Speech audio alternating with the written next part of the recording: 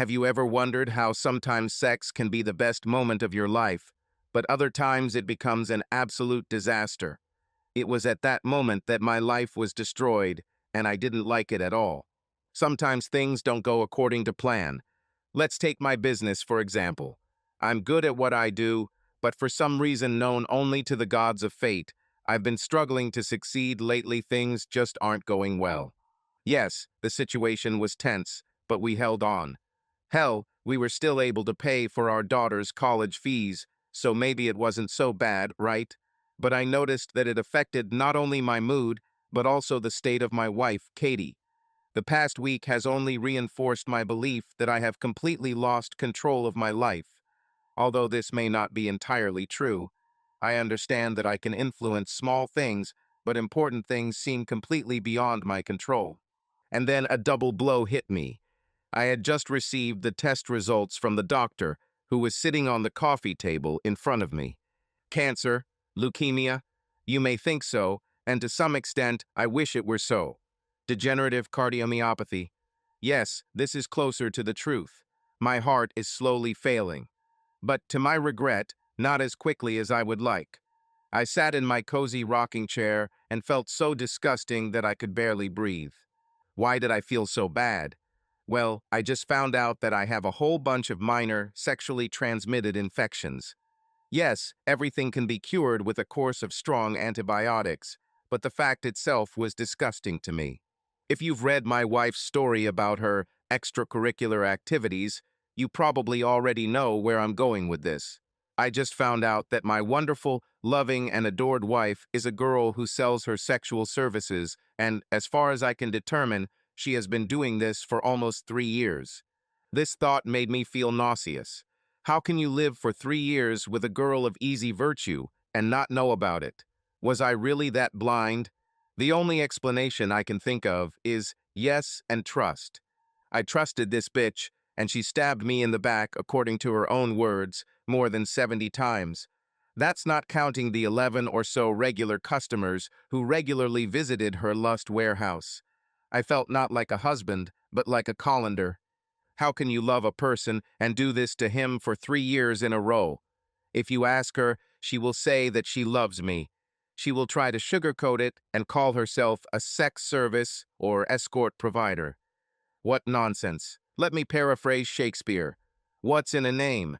What we call a rose will remain a rose even if we call it something else. And a girl of easy virtue can call herself whatever she wants. A sex service, a comfort lady, a slut, or a lady of the night, the essence will remain the same. She makes money by spreading her legs for any Tom, Dick, or Harry, and maybe even their dogs if they have the money. As with any profession, this job has its own occupational hazards. Sexually transmitted diseases are the norm in this industry. Officially registered sex workers undergo checks precisely for these reasons, and so that the state can take a bite of its piece of the pie. But there are also those who operate illegally, like my Katie. When I learned about my health problems, I began to look for evidence of her second job. And I found it. Her very detailed diary with names, dates, fees, client preferences, and even their characteristics. All this was laid out in alphabetical order with a rating of their performances. I also found her story on the internet, where she described how she came to this. Her attention to detail must be given credit, but that would be her downfall. As bad as it all seemed, one thing really tore me apart. How in the name of Christ am I supposed to tell our daughters what their mother did to our family? It was real pain, deeper than anything else. It's been a month since my world collapsed. I didn't sit idly by. No, I was a man on a mission. Hatred and the desire for revenge became my inspiration. People do not realize how close love and hate are in the human soul. It's scary when you come face to face with it. Between work trips, private investigators, lawyers, police, and even the tax office, I was kept busy to the limit. But all this time I stayed away from her bed. How did I do this, you ask? I was diagnosed with a mild form of cardiomyopathy.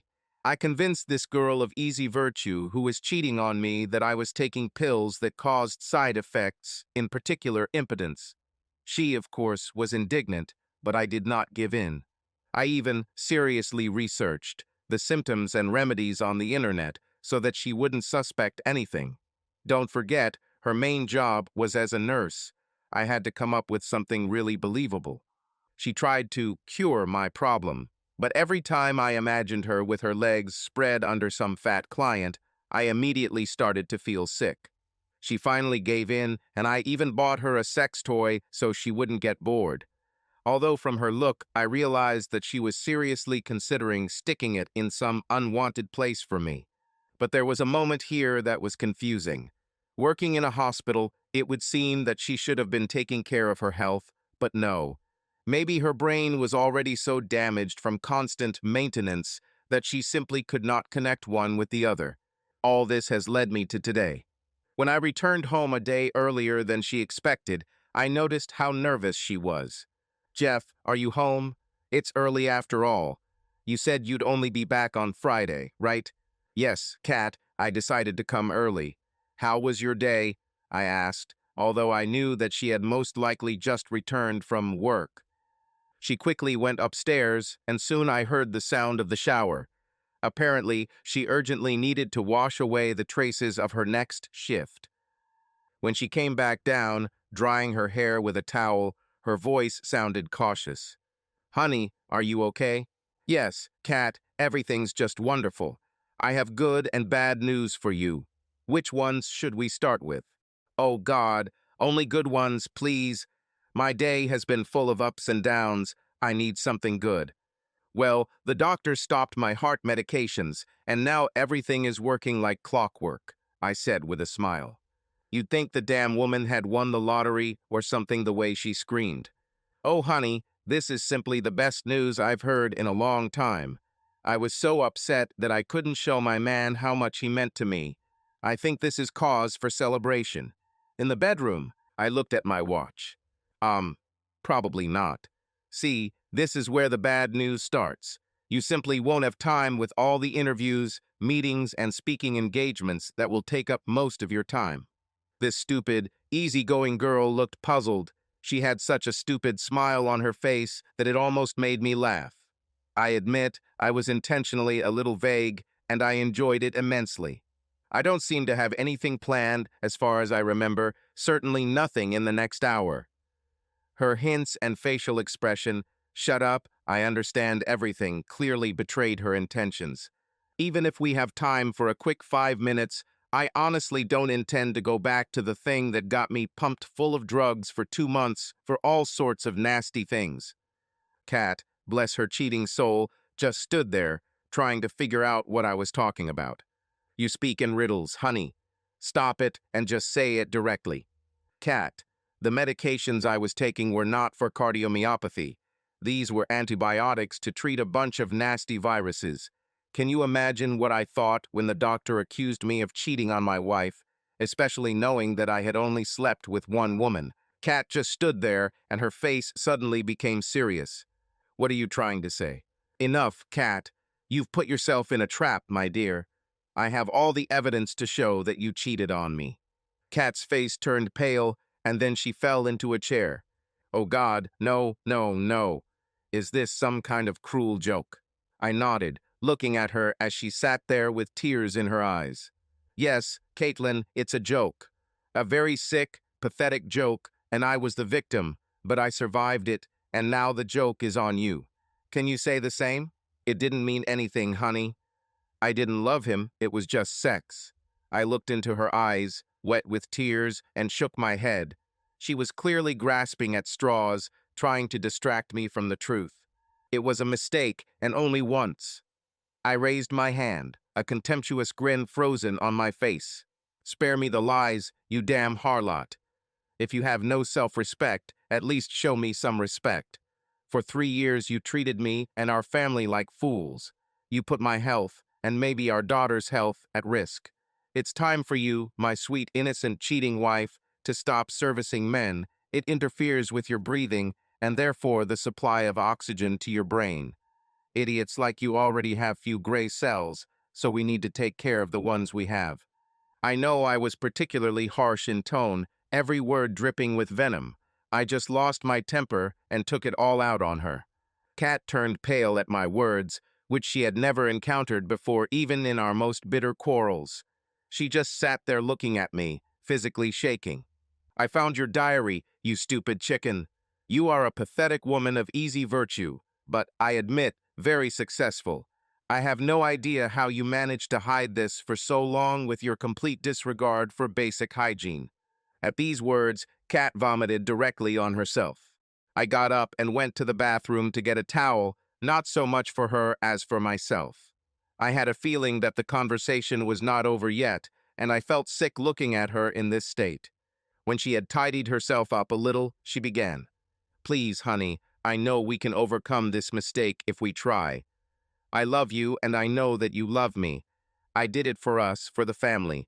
Please, I am not a woman of easy virtue. I provide sex services. If this were a sitcom, it would be at this point that the main character would turn to the audience and say, "See, I told you she would say that. Didn't I?" But since this wasn't a sitcom, I had to curb my sarcasm. So what do you think sex services do, Kat?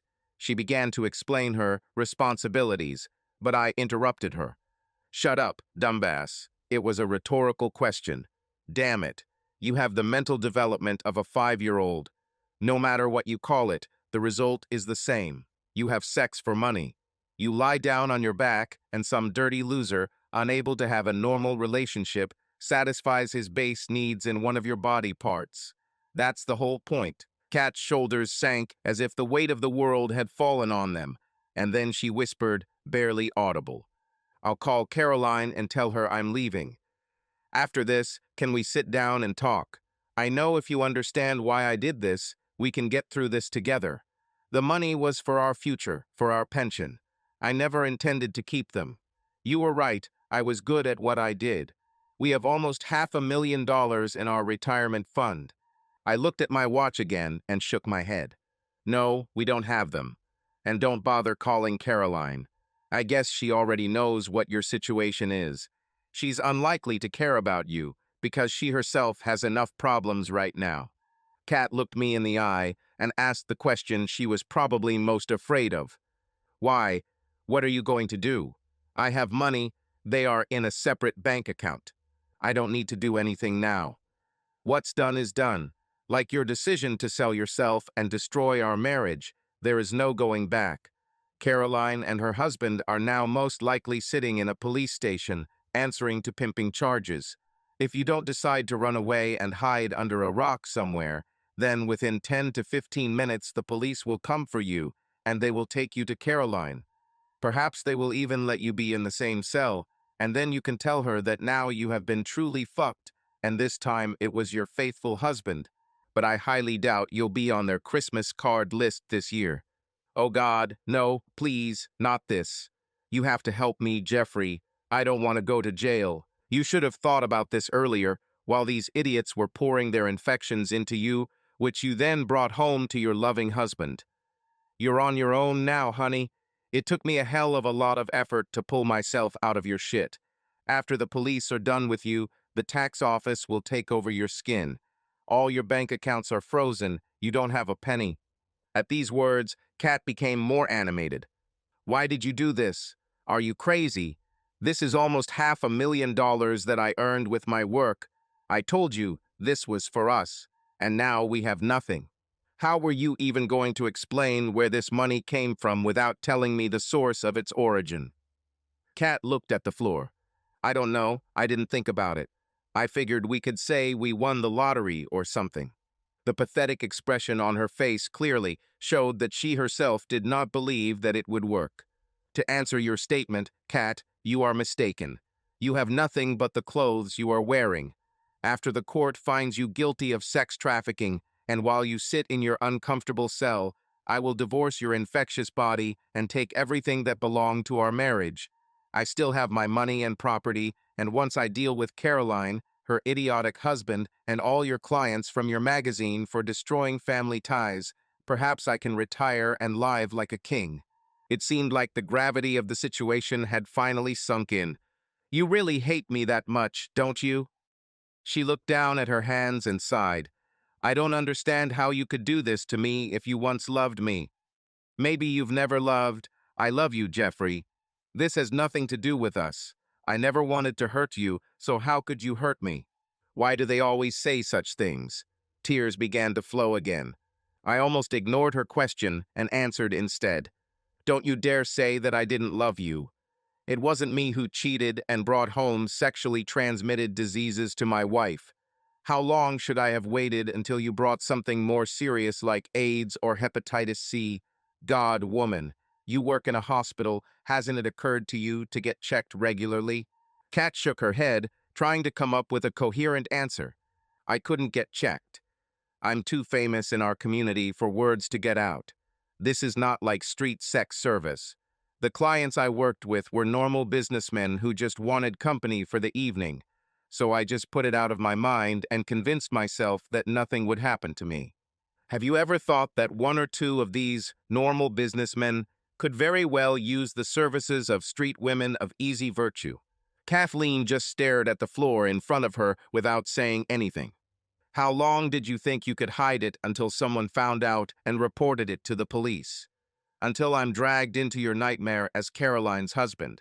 As I said, I had to really try to convince the tax authorities not to touch my assets. They wanted to do the same thing that the police are now doing to Caroline's husband. The police confiscated all their joint assets. I began to pace the room back and forth, feeling my anger rising. It turns out that Caroline and her husband paid taxes, so the tax authorities are no longer interested in their affairs. But the police became interested because, although Caroline paid taxes, she was not registered as a sex worker, and their house was an illegal premises for sex meetings. Therefore, the authorities confiscated all their property. You are all finished, you and your accomplices, dear, and nothing can be changed. At that moment, the doorbell rang. I think it's up to you, honey. Don't bother sending cards for birthdays or Christmas, okay? Kathleen stood up, looking like a beaten dog, and headed towards the door. Kathleen Summers? Asked the policeman. When Kat nodded, he continued. We are arresting you on charges of sex services. You must accompany us to the station for further proceedings. You have the right to remain silent. Kathleen covered her face with her hands, and I saw her shoulders shake with sobs. As the officers read Kathleen her rights, the female officer turned her around and snapped the handcuffs around her wrists. Kathleen, for her part, just stood there, looking at me with a face full of shame and eyes filled with pain. Please, Jeffrey, don't let them do this, honey, she said. I'm not a bad person. I didn't offend anyone. Can I at least ask you one last favor? Could you please call my parents and let them know that I will need a lawyer? I'm so sorry, Jeffrey. At that moment, I could not hold back my own tears. No less than me, Kathleen, no less than me. And what I say now will make everything even worse. Kathleen began to cry almost uncontrollably. She seemed to have a feeling about what I was going to say. You have no family, Kathleen. Everyone already knows what you did to your family. None of them want anything to do with you. Not your mother, not your father, not your brothers and sisters. Even your daughters. They asked me to tell you that their mother died 3 years ago. With these words, I sank back into my chair and covered my face with my hands. All the emotions I had been holding in for the past months came flooding out, and I couldn't stop them. The police turned Kathleen around and led her to the patrol car. I remembered one of my Italian friends once mentioning a saying his parents often used when he was loud and naughty. Dopo la risata venati ucciano. Loosely translated, this means, after laughter comes tears. I couldn't help but feel that this saying was perfect for this situation. Kathleen enjoyed her life, but now she will have to cry for a long time. So where that left me after the smoke cleared, everyone healed their wounds, buried the dead, and tried to do the best they could with what was left. 1. My ex-wife is a corrupt woman who went to prison and was abandoned by her family. 2. Caroline and her husband Chad lost everything they owned, either through repossession or my lawsuit. 3. Cascade Engagements and Robert Casey should have explained to the authorities why their license should not be revoked. But that wasn't what ultimately killed them. They were destroyed by the loss of clients and reputation, forcing them to leave the city. 4. Kathleen's clients hid and hid in the dirtiest places to avoid my lawsuits, and as far as I know, there were many divorces and bankruptcies after all this. This was not the last time I met my ex-wife.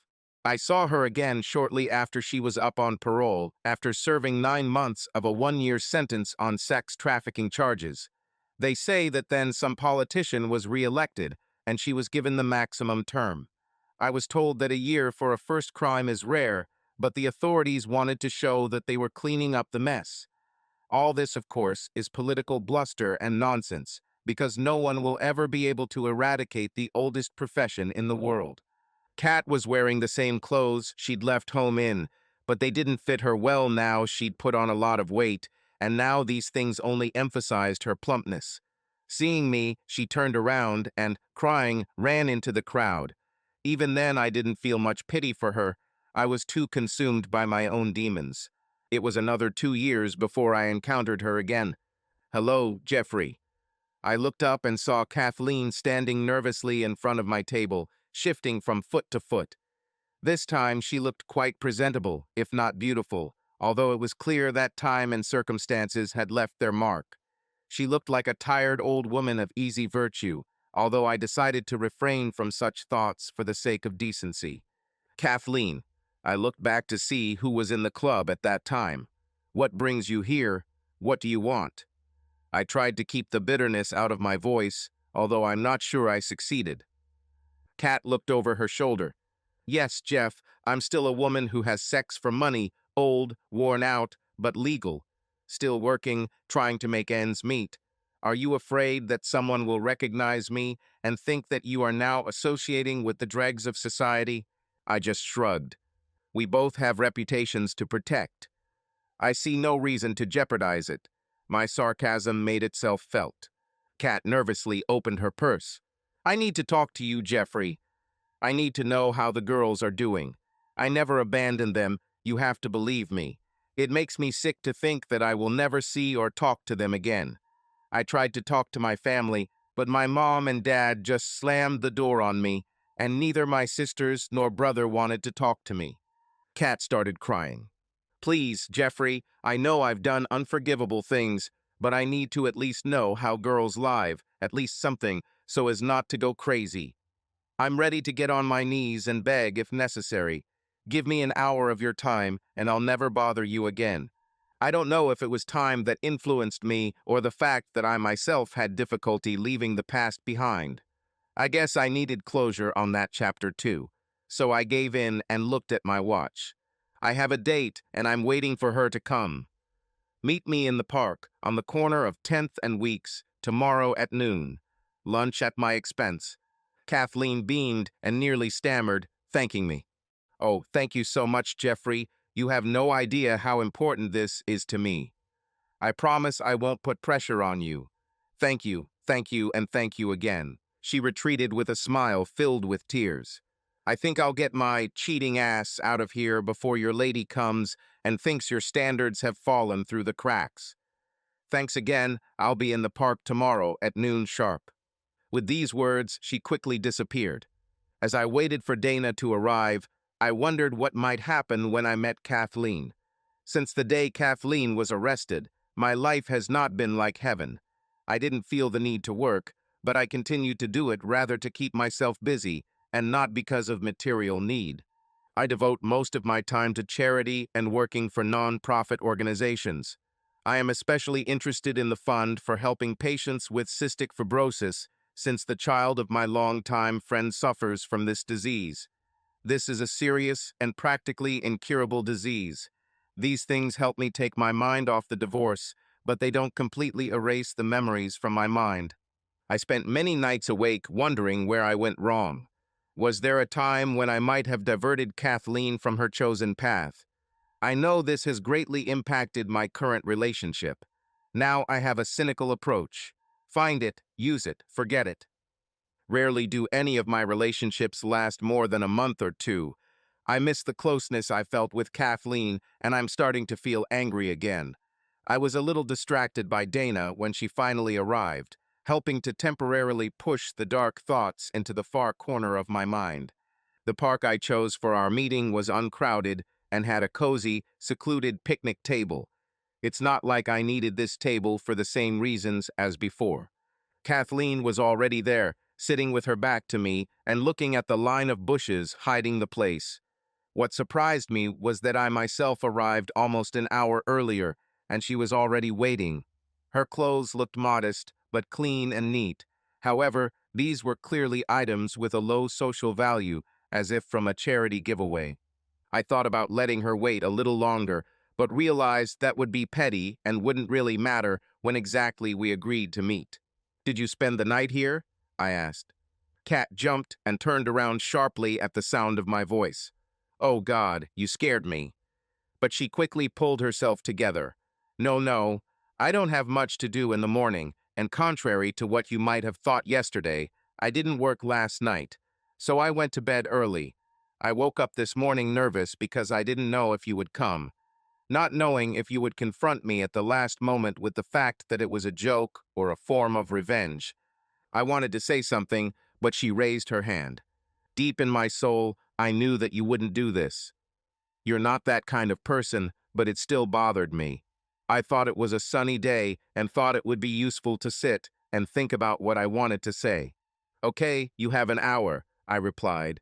"Just spare me from insincere apologies and stock phrases." Kathleen watched as I sat down across from her. "I'm going to apologize, but I can assure you that my apology will be sincere and come from the bottom of my heart. As for stock phrases, well, that requires at least a modicum of arrogance, and I don't have it anymore.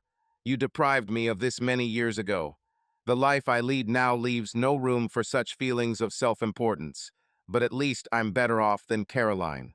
My eyebrows raised involuntarily when I heard about Caroline, and Kathleen noticed this with a smile. "I thought this would interest you.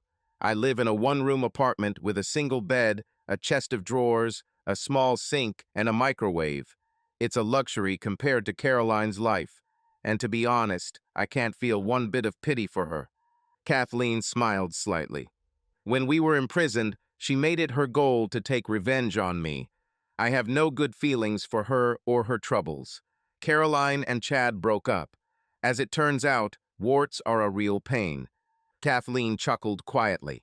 "Chad loved the so-called cream pie, and Caroline happily provided it to him. Now she shuttles between women's shelters and does her work in the doorways. Chad left town for an unknown destination, and Caroline has to get out on her own. At least I rent my own place and work in a legal low-level place." She lowered her head and whispered, as if under her breath. "Not yet, at least. I thought you were on a light wave, judging by the financial entries in your journal. What happened to your 3,000 a day?" Caitlin looked up and stared at me blankly, then burst out laughing. "I guess I deserve it. You once accused me of taking you for an idiot, so I'd rather you didn't try to convince me that you are. Look at me, Jeffrey. I am a 53-year-old woman of easy virtue who has aged 20 over the past 7 years. When all this chaos was over, Cascade engagements closed, Robert wouldn't even answer my calls, and my regulars were either too busy saving their own skins or too mad at me that I couldn't make $5 a night." Kate shrugged and sighed heavily. "Rumors travel fast in this industry, and I've become too much of a hot potato to be a hot thing. Now I'm just surviving day by day, waiting for the moment when I will follow in Caroline's footsteps and become a homeless woman." I sat and studied Caitlin's face, trying to figure out if she was saying this to elicit pity. But her gaze did not express pleading, only simple humility. "Why don't you get a normal job?" Kat just smiled sadly. I very quickly realized that I didn't have the slightest chance of this. I have ruined my reputation so badly that no self-respecting employer will even lay a finger on me. The conditions of my probation require that I inform any potential employer of my criminal record. If my age were not enough of an obstacle, then having a criminal record definitely puts an end to any chances. It irritates me that because of my criminal record, I am lumped into the same category as rapists as a sex offender. This also means that I cannot work anywhere where there are children. This information shocked me, and we sat in silence for some time. Then Kathleen perked up a little. That's it, Jeffrey. My life is ruined beyond recognition. And before you say anything, unlike Caroline, who believes that you and I are to blame for all her misfortunes, I don't blame you for a single little thing. Caitlin crumpled the napkin she was holding. I blamed it at first. I cursed you for ruining our marriage and my life. But the more I thought, the more clearly I realized that I had destroyed everything myself. And for what? For the thrill of cheating, for the thrill of the fact that I'm behaving meanly behind your back. Caitlin grimaced. I take full responsibility for my fall. I'm terribly sorry that I caused you such pain. I am heartbroken over what I did to our girls. I can't even imagine what they had to go through at school and among friends, having a mother like me. There are no words to express the pain I feel at night and the self-loathing with which I have to live another day at work. You said I embellished what I was doing. You were right. It was money that made everything look respectable. But I realized that my clients treated me with no more respect than a $20 street girl of easy virtue. Tears rolled down her cheeks, and I have to admit that her words hurt me. You have hurt me beyond anything I can imagine, Jeffrey. But if you feel even a tenth of what I feel because of what I did, it's too hard. I humbly ask that you give me some peace. I know I have no right to do this, but I ask you to forgive my arrogant stupidity, which destroyed the only thing worth living for. Caitlin fell to her knees and cried her eyes out. I'm begging you to let me know how our children are doing, to give me something to hold on to. Because where I am now is nothing but a living hell. My expression must have warned Kat what I was thinking. Oh, don't worry, she said. I'm not going to commit suicide. I just don't have the courage to do it. Kathleen burst into tears completely. I needed a break, and I was sure Kathleen did too. That's what I propose. You agree that I'll buy you lunch, and I'll forgive you for your stupidity, and try to help you improve your relationships with girls. What do you say? Agreed? Kathleen sobbed and ran a trembling hand over her face, wiping the tears from her cheeks. My tone was so matter-of-fact that she thought I was just sticking a knife into her wound. Please don't, Jeffrey. I meant everything I said sincerely. I'm sorry for everything, but if you can't find it in your heart to forgive me, I'll just accept it and leave you alone. Kathleen stood up and, lowering her head, finished. I see that you still hate me, so goodbye, Jeffrey. I sincerely hope that you can overcome this and move on with your life. Tell our girls that I still love them and wish them all the best. As she turned to leave, I said, I never answered that question, did I? Kat stopped, puzzled, but didn't say anything.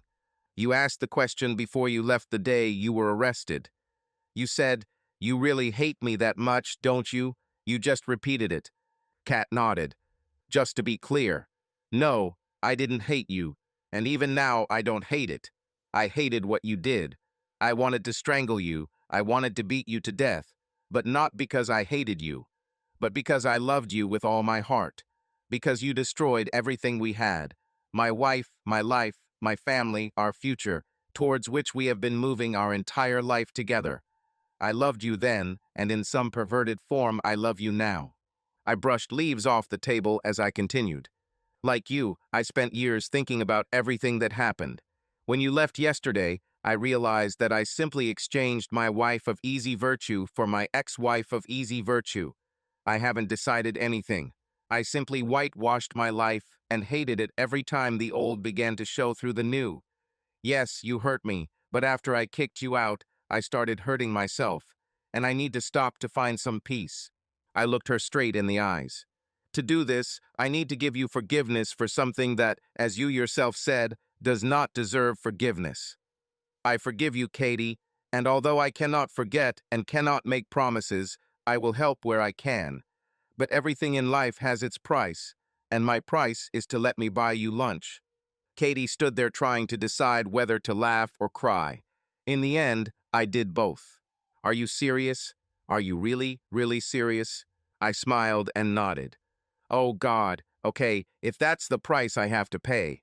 Although I'm really broke, I think I can handle it. Both of my gray cells have finally found each other, and say that it would be stupid to refuse such an offer. Yes, Jeffrey Summers, I would love to have lunch with you. After the waitress brought our food, Katie sat and looked at hers. Oh Lord, I haven't eaten lobster in ages.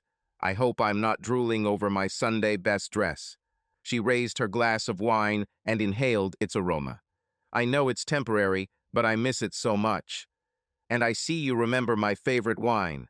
Lately, the only thing I can afford is cheap packaged wine, and it's so overpriced. I saw an article in the newspaper the other day, she said. There was a photo of you with a tall, leggy blonde. Was this the same companion you were waiting for yesterday? She's really beautiful.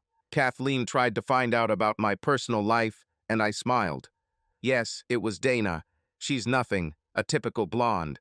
I can only find my ass with a map, but it definitely helps at the events I attend from time to time.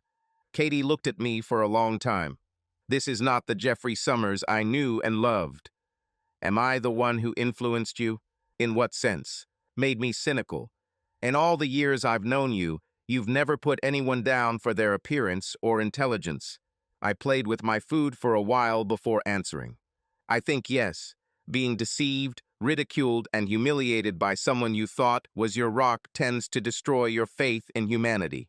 Nonsense, Jeff. Although I agree that I most likely destroyed your faith in women, especially wives. But I can't believe that this has spread to humanity as a whole. According to what I read in the newspapers, you are the face of many charities. You can't be so cynical as to lead such projects. So, like I said, nonsense. I smiled. Dursum, yes. Kathleen smiled back. I know when I'm wrong. I know when I need to swallow my pride. But I'll be damned if I become a coward when the reason is not my actions. I'm sorry that I made your love life miserable. I will apologize for destroying your faith in women for the rest of my life. But I won't back down if I'm sure I'm right, and here I'm right. We spent lunch talking and trying to get to know each other again. I don't want to give you false hopes, but this does not mean that some kind of relationship is possible between us. Katie smiled. I know, Jeff, and I don't count on it. I'm happy with what I have. This is far more than I ever hoped to receive, and definitely more than I deserve. Thank you for your compassion. You have always been a good person. I just forgot about it for a while. An hour turned into a whole day. I think by the time we broke up, we both had a new understanding and respect for life's mistakes. However, one thing still continued to nibble at me. To say that Katie was dumbfounded and embarrassed when I showed up at the brothel where she worked would be an understatement. What the hell are you doing here, Jeff? She asked nervously, looking around the room. You can't be here, it's wrong. Leave before someone recognizes you. She was wearing the most disgusting outfit imaginable, screaming pink combined with poisonous green, and all this was complemented by shoes with 15-centimeter heels, bright pink and blatantly tasteless. I'm not big on color combinations, but this was definitely terrible. I won't go anywhere until I talk to you. The woman behind the counter, looking rude and unkempt, grabbed my arm. Listen, buddy, whether you want to talk or have sex, it doesn't matter. Still costs $50 an hour or until you finish. I looked at this monster from the Black Lagoon. How much will the night cost? Jeffrey, no, Katie screamed. The woman seemed lost in thought. You look like you could afford someone better than that old trash. I have younger and prettier ones. They will blow your mind all night for just $500, and I will even cancel the one-time rule. I really wanted to punch this bitch right where she was standing, but I realized that somewhere nearby there was probably a big guy on duty who would make me pay for it. If I wanted something better, I wouldn't come to this rat hole, would I? So how much? Katie stood fiddling with her hands. The woman grimaced, showing contempt. For you, dear, 200, but without rudeness. You will have to pay extra for this. I threw 2 bills on the counter and grabbed Katie's hand. Where the hell are you going? You don't think I'm going to take my clothes off right here, do you? You never know what you might catch. Don't worry, she won't get hurt. I took Katie by the elbow and dragged her outside. Please, Jeffrey, slow down. These shoes are definitely not for walking, let alone running, she pleaded, stumbling next to me. I slowed down and then stopped. "You're right. You look like a damn clown in that outfit." Looking around the street, I noticed what I needed. We entered a nearby clothing store. "Follow me and keep your mouth shut." I quickly sorted through the clothes on the hangers, selected a cream knee-length, aligned skirt, and tossed it into Katie's hands. "Put this on." Then I found a modest blouse with a high neck and ruffled bust. Katie said nothing as I picked out a jacket to go with my skirt and headed to the lingerie department. Judging by her saggy top and the look of her 36C breasts, she wasn't wearing a bra. I chose a simple white lace bra and panty set and a pair of nude stockings. "Take this and change clothes. While you're in the fitting room, I'll find you practical shoes." When Katie came out, she looked 1,000% better. I handed her low-heeled shoes and asked the saleswoman, "Do you have a toilet and some cosmetics? I'll pay." The saleswoman smiled and pointed to the back of the store. "Right there." I handed Katie the makeup bag. "Wipe this horror from your face and come back." When Katie returned, she looked absolutely stunning. A little eyeshadow and lipstick, and she turned into a real lady. "Now it's a different matter." The saleswoman laughed and Katie blushed. "Impressive, sir. You know exactly what suits women. You did it in 10 minutes. Remind me not to go shopping with you." "You're too fast," she said, laughing. Katie and I laughed too. I collected her old clothes, handed the saleswoman $50, and asked, "Burn this, please." "With pleasure, sir. And thank you for choosing our store," she replied. When we went outside, Katie looked like a model housewife in her 50s, but she soon stopped me. "So what now? You dress me like a socialite and mother of a family, although we both know that this is just an illusion. Now we'll find a quiet place to have a drink and have a heart-to-heart talk." We sat down at a table, and I watched Katie sip her wine. She almost looked as good as she did before this whole nightmare. She's right, she's aged, but with the right makeup and clothes. It's been 10 years in the last 7, not 20. She looked more dejected than pleased. "Why am I here, Jeff? Why all this farce? We both know that I will still have to return to who I am. All this just reminds me of what I lost. Do you still want to try to become a mother who deserves forgiveness?" "You mean asking our girls for forgiveness? You know what I want. I just don't think it's the right way. I'm tired of lying, Jeff. I cannot and will not lie to them.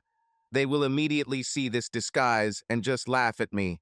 I can't stand this, Jeffrey. I'm not asking you to lie, but you understand that as long as you continue to sell yourself, they won't want anything to do with you. You need another job." Katie sighed heavily. "We've already discussed this before. With my age, background, and reputation, no sane employer would even come within a shot of me. I'm stuck with what I have." Her eyes filled with tears. "For God's sake, don't start crying, woman," I said, throwing her my handkerchief. "You don't have cosmetics to fix your makeup. There is one option. You can try working for yourself." Katie looked at me in disbelief. "Don't talk nonsense. I don't have money to start a business. And even if there were, you ruined any chance I had of getting clients. It's no different than working in a bad place, even if it's mine. I'll just become like Claire and girls won't want to know me anyway." "Claire? Who is Claire?" Katie shook her head. "The woman you paid $200 for my body this afternoon and then humiliated. I'm surprised she didn't hit you. Her Johns don't usually talk like that. I think when I get back, she'll find me a particularly unpleasant client." "Oh, you mean this creature?" "Yes, she made me angry. And don't worry, let her serve her own trash. You won't go back there." I relaxed in my chair, spinning my beer mug on the stand, and didn't look at Katie. "Look at me, Jeffrey. I'll have to go back. If not, then the dirty alleys with Carolina and women's shelters await me. Is this what you want?" I looked up at Katie with a smile, and she was obviously angry. I laughed, and she leaned back, annoyed. "I see that you are stuck in a vicious circle that will eventually suck you into your own ass. To be honest, you've been hanging around there for a long time, so you're probably going in the right direction." I wanted her to do something before I told her my idea. I handed her my phone. First, call this creature and tell her to go to hell. Katie froze, trying to figure out what I was up to. Do it, Katie. I'm not kidding. To her credit, she did so and then sat back in her chair. Okay, now I'm officially thrown out onto the street. If you have nothing better, then tonight I will sleep with Caroline. Katie glared at me as I continued. Who spoke about a brothel? I was thinking about something more decent, like a coffee shop. Katie thought about it. I could see the gears starting to turn in her head. Okay, let's say I was so forced into one way of thinking that I didn't even think about it. But this still does not solve the financial issue. I don't have the capital to start something like this. You may not have it, but I have it. Katie stared at me, blinked a couple of times, and then covered her mouth with her hand to hold back a sigh. She understood what I was talking about, and it was better than any price I paid for her new outfit. Do you have one? Oh, damn, of course there is. But do you really want to help me get out of this terrible hole? I'll be honest with you. I'm doing this more for our girls than for you. But if you want, I'll help. Unless you like to continue doing this and stay where you are now. Katie straightened up and looked at me angrily. Listen, smart guy, I've been going through menopause for 2 years now. Since then, I have not had a drop of libido. I try to persuade clients to make do with service if possible. The only reason I'm still in this business is because there are no other options. If I never saw a naked man or his dignity again in my life, I would die a happy woman. I laughed and pulled some papers out of my inner jacket pocket. Here, look at this and tell me what you think. Please note, this is not a free ride, Katie. This means hard work and long hours. Most likely, you will have to do without permanent staff. Maximum assistance for peak periods. Everything else is your sweat, blood, and tears. As for me, I will take 25% of the profit after taxes as a return on my investment. If you want to buy the business outright, another 25% will go toward paying off the loan until the debt is paid in full. If things go badly, I will allow the loan payments to be deferred until the business begins to generate income again. Katie read the contract, wiping away tears. Her hands shook until she put the papers on the table. I don't know what to say. Thank you sounds too insufficient. I can't offer you to have a baby, it's too late. Offer to become your sex slave? I doubt that you will want someone like me, an old, shabby woman of easy virtue. So I just promise to never make you regret this kind gesture. But my promise has one condition. I can live with this. And what is the condition? You should let me hug you in gratitude whenever I want. Damn it, woman, you always knew how to bargain. I had an excellent teacher, she smiled. That night, I met Michelle for dinner. Who is Michelle, you ask? She is my latest in a long line of love victories. We've been dating for 2 months now, and maybe it's just a coincidence, but I've started to look at her a little differently. You look great, darling. Thank you, dear sir. And you're good too, she answered with a smile. After dinner, we went back to my house and had one of the wildest nights I can ever remember. Michelle then asked, "What was that? You were incredible. I thought I would never stop having fun. I'll have to thank you for this morning's service. I think I can handle it." There's nothing better than starting the day with a beautiful blonde. Michelle didn't believe it. What's happened? Let's just say I finally closed an old chapter in my life. We lay looking at the ceiling. After some time, she spoke again. So I can stay longer than the others? I hope so. I'm not stupid, even though I'm blonde. I know your reputation. But you're a good man, Jeffrey Summers. I hope that we could have a future. I'm not jealous, and if you want to flirt, I don't mind. Just let me be at the top of your list, not at the bottom. I smiled. My work with Katie has already begun to bear fruit. You are a good woman, Michelle Daniels. I think I'm tired of my hectic lifestyle. Maybe we'll try to see how far this can go. Michelle snuggled up to me. I'm all for it. I fell asleep, making plans for my next mission to reunite mother and daughters. I knew it wouldn't be easy, but anything worthwhile is rarely easy. My plan was simple. I agreed with the local newspaper to publish a large article with a photograph of Katie as a successful businesswoman. I left this newspaper on the kitchen table before the girls' visit. For me, it was subtle. Tara, our oldest daughter, was the first to notice the article and pointed it out to our youngest daughter, Beth. They began to quietly discuss what was what, but did not say a word out loud. A week later, I received a call from Katie. Katie, glad to hear from you. How's business? Everything is fine. New cars are a godsend. I have so much work that I don't even have time to sleep. But you know, I've never been so happy. Thanks for helping me with the girls. They came to see me on Monday. So my plan worked. Now the ball is in your court. Don't miss it, I answered with a laugh. I won't, Jeff, I promise. Will you come for coffee so I can tell you everything? My pleasure, Katie. I'll drop by on Friday after work. So what happened to the girls? What were you talking about? I asked, sipping my mugacchino. I'm not one of those dinky little coffee cups. Katie beamed with joy as she talked about seeing her daughters for the first time in 4 years. I was surprised, to put it mildly. Are you kidding? We didn't even talk to each other, but I didn't expect that.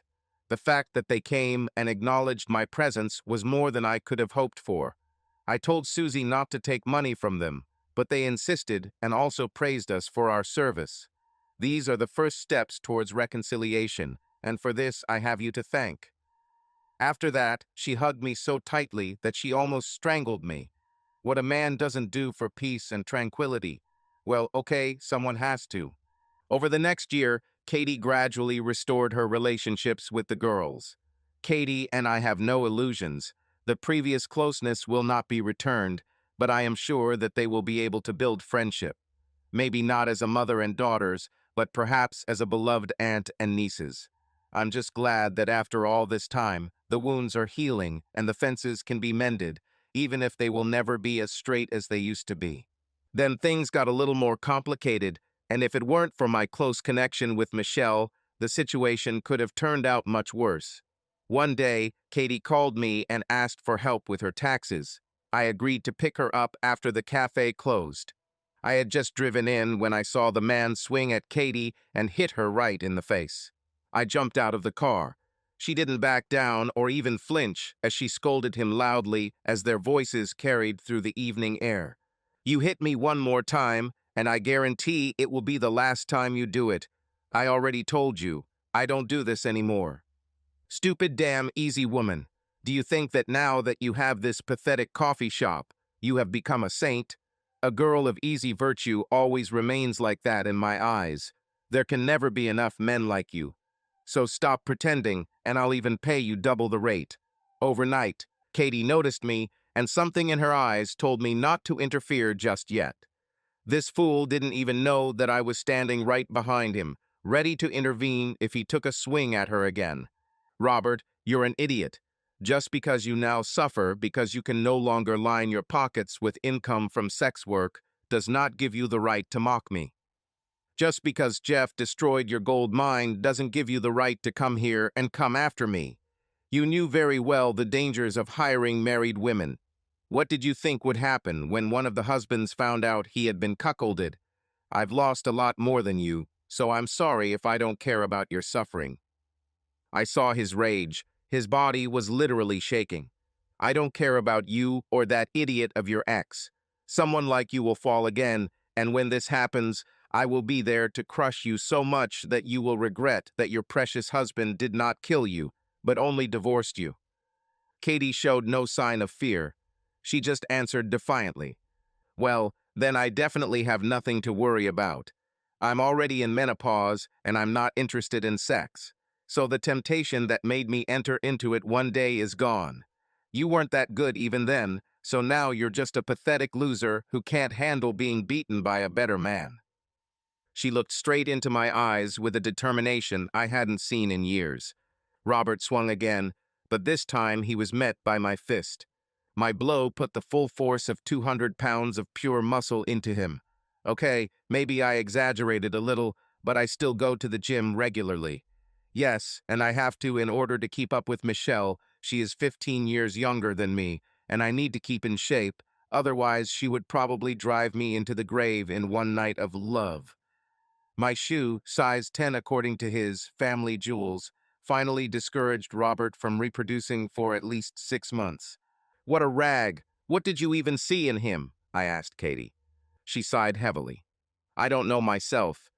She touched her swollen cheek and added with a smile, he even fights like a girl. I think it's not just men who sometimes think of their friend. My damn, I should apologize for the past. We sat in Katie's kitchen, sorting through her tax papers. At some point, I couldn't stand it and asked, so you really think I'm the man? Katie just smiled. Don't be arrogant, but yes, you are the one. You always have been. Yes, I was unable to remain faithful to you, but I am determined to fulfill the other part of our vows. Till death do us part. I don't care if we're divorced and you have another woman. You will always be the only man in my life. We chatted for a long time, and when I was about to leave, I asked the last question. If I'm the one, then what kind of nonsense did you write in your story about 5 inches? Katie smiled guiltily. Oh, sorry, my mistake. I understated it a little, so to speak, poetic license. I didn't want readers to think that I was completely promiscuous. I wanted them to sympathize, like, poor Katie, she has to deal with small calibers and not with heavy artillery. Nothing personal, honestly. I told Michelle about this conversation, but she did not comment. I've noticed in recent weeks that she's become a little distant, especially when I've been meeting with Katie about running the cafe. One day, I couldn't stand it. Mickey, is something wrong? Michelle just smiled softly and stroked my cheek. With you by my side, nothing can be bad. I didn't know how to fix it, but I didn't have to. The girls did everything for me. When I arrived at the cafe, Katie was sweeping the back door, kicking out the last of the customers. Almost done for today? I asked. She looked tired, but when she saw me, her face lit up. If things continue the way they are now, soon I will be able to hire someone to do all the dirty work for me. When we finished with the accounting, I hesitated, and Katie noticed it. I see that you have something else on your mind. How can I help? I sighed heavily. A difficult explanation lay ahead. I need to say something, and I don't know the best way to say it.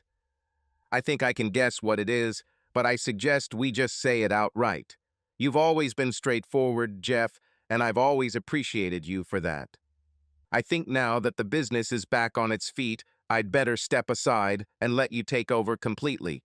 Michelle seemed to be starting to worry about how much time I was spending here. The last thing I want is for her to get the impression that there is something between us. She's a good woman, Katie. I know you won't like it, but she deserves my full attention.